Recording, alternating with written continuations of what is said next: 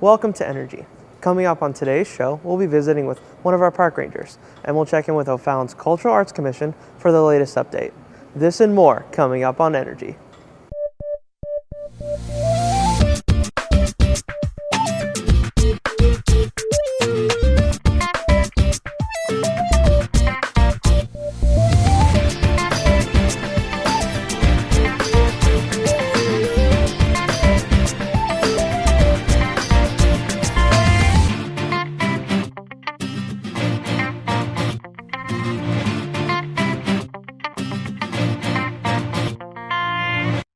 Our newest advisory commission is up and running.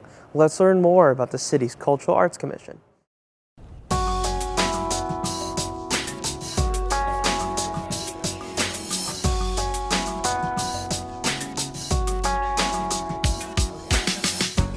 Well, hi.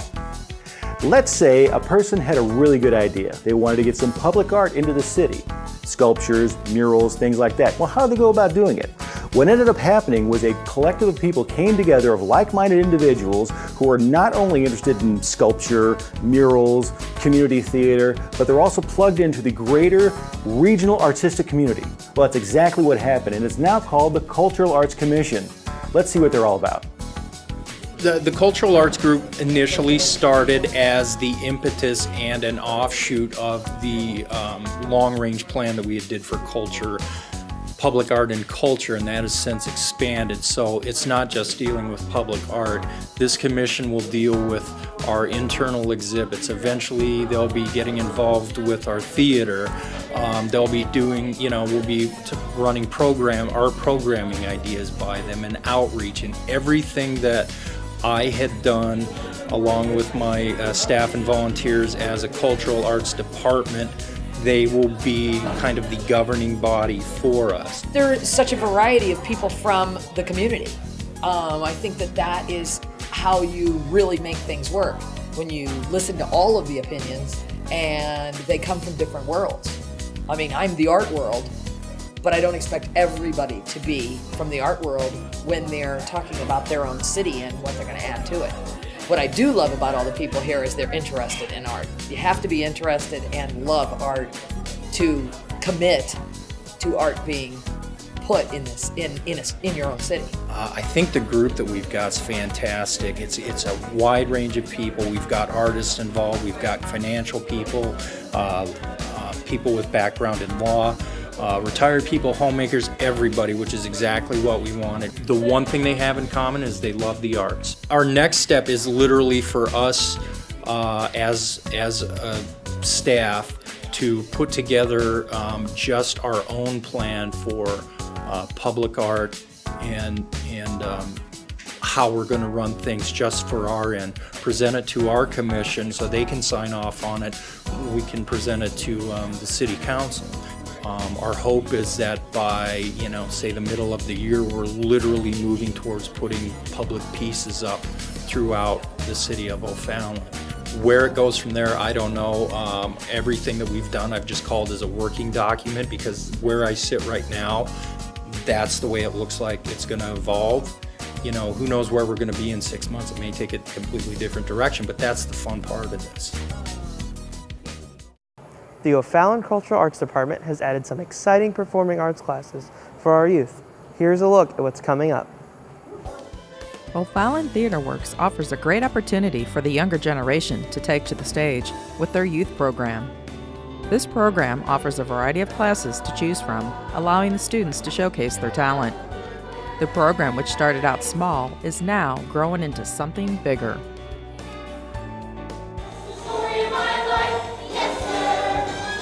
Back in the old days, we would run a class for, say, acting, and then another class for dancing, and another class for, say, music. We'd run them about 6 weeks or so, and then at the end they'd put on just a little skit up on the stage, maybe 15, 20 minutes, that sort of thing.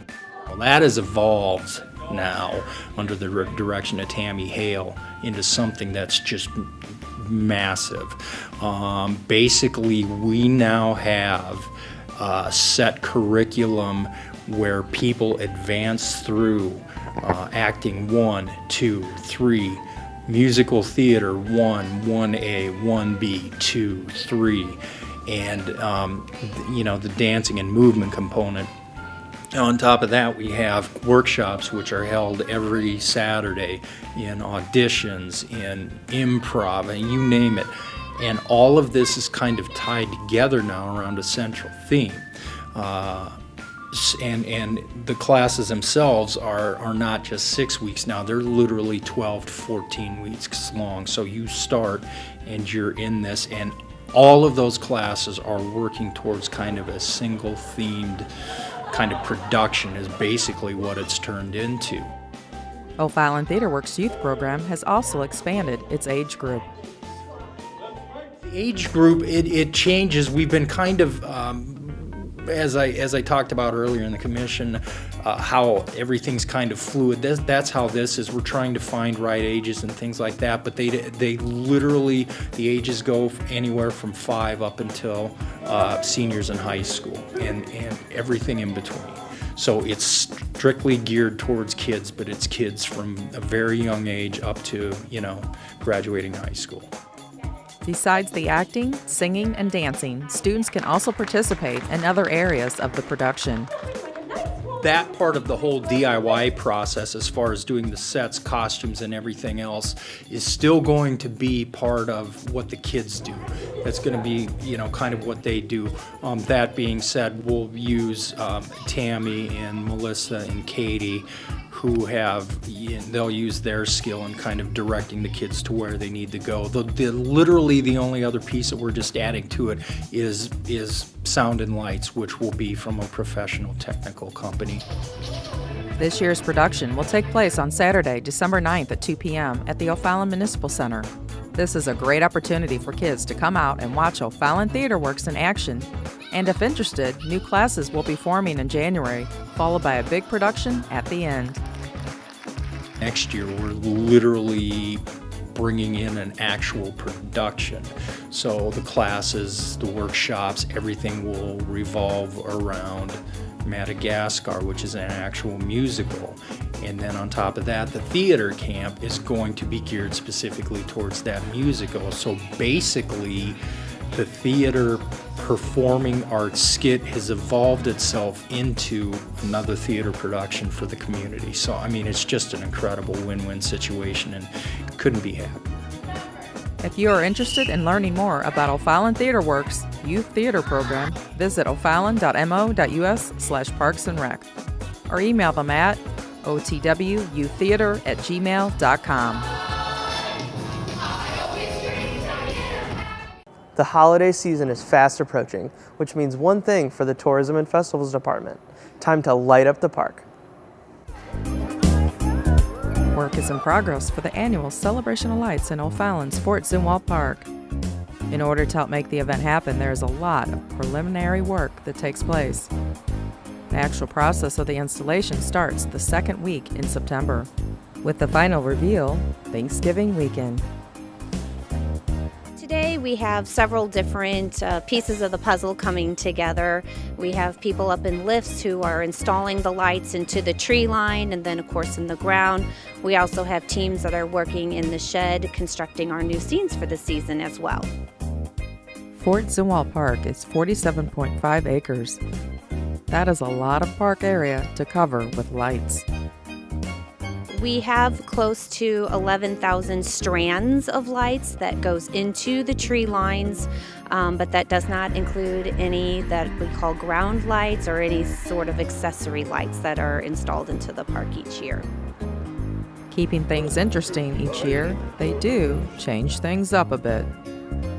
Each year we do try to twist things just slightly. We create new scenes each year. Some scenes are traditional that people love, so we do continue to bring those back each year. And of course the color selection, we do rearrange where the colors are placed each year as well. The sights and sounds of this amazing display can be enjoyed up close and personal with the annual Celebration of Lights Old-Fashioned Holiday Stroll.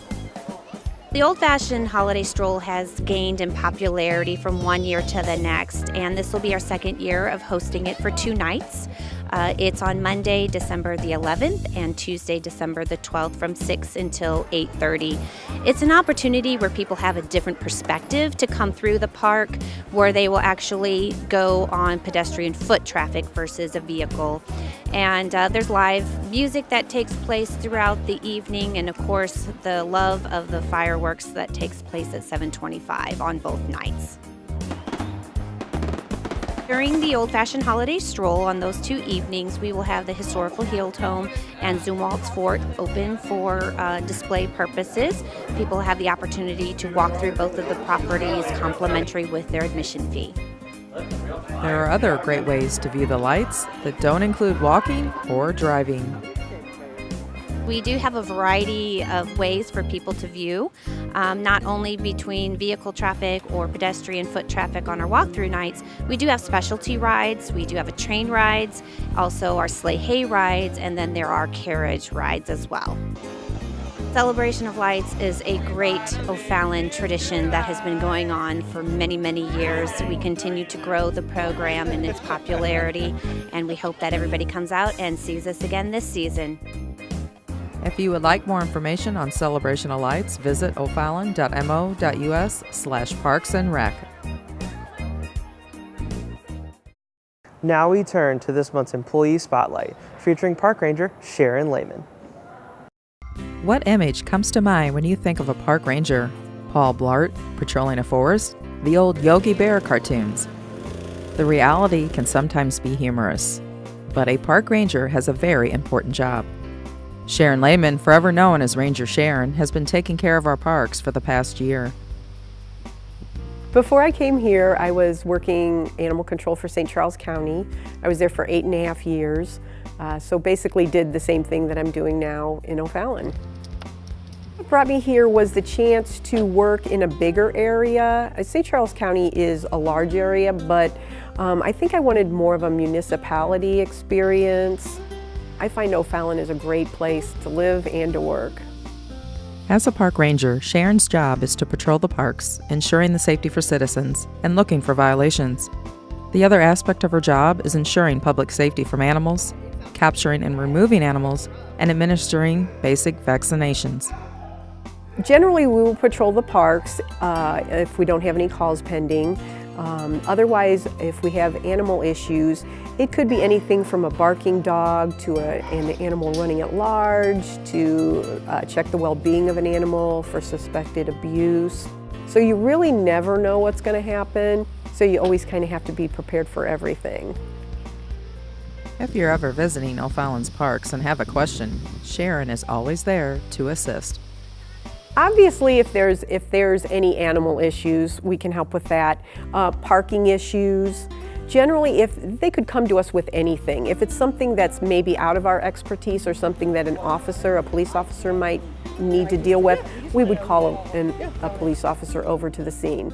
But generally, they could just ask us anything, and we would, do our best to help out with whatever they need done. Sharon definitely loves her job and working for the city of O'Fallon. I love my job. I think it's the best job in the whole world because you can help animals. They can't tell us what the problems are or if they need something.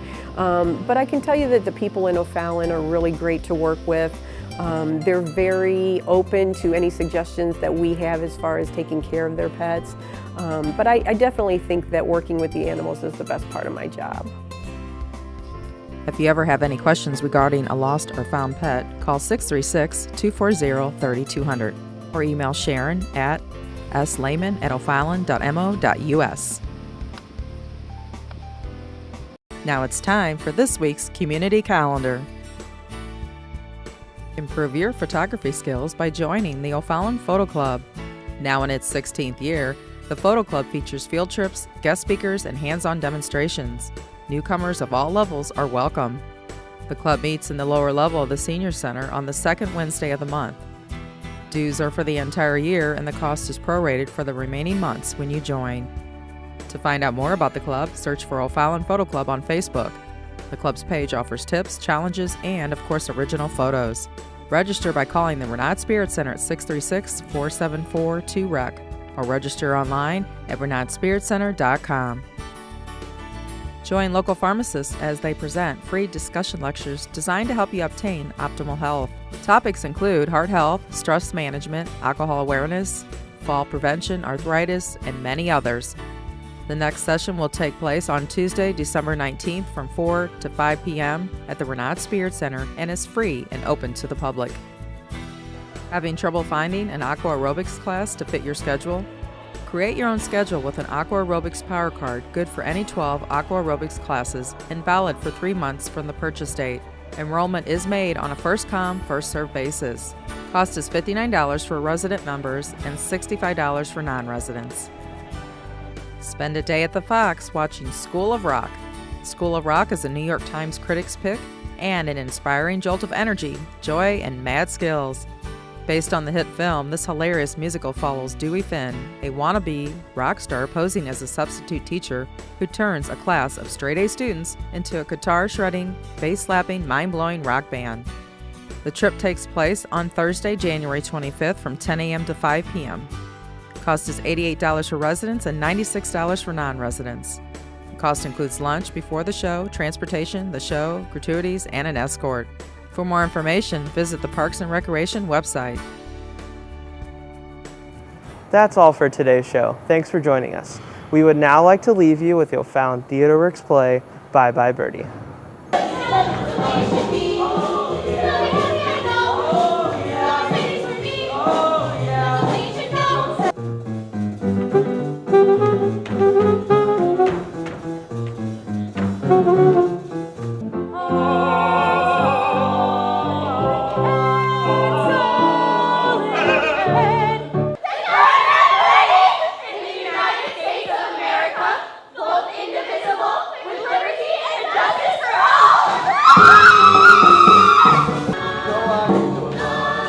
Oh, oh, oh.